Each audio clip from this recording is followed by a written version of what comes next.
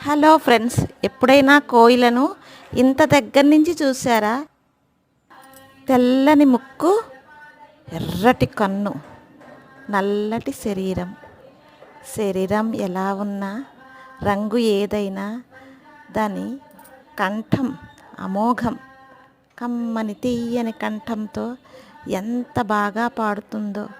వసంతం వచ్చేసరికి మావి చిగురు తినగానే కదూ.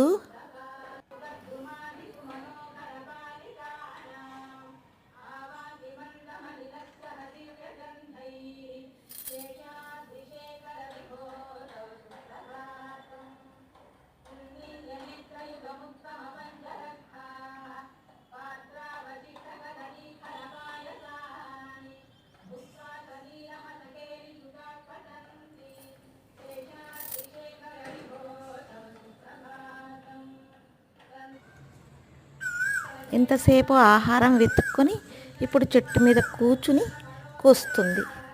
కమ్మగా వినండి.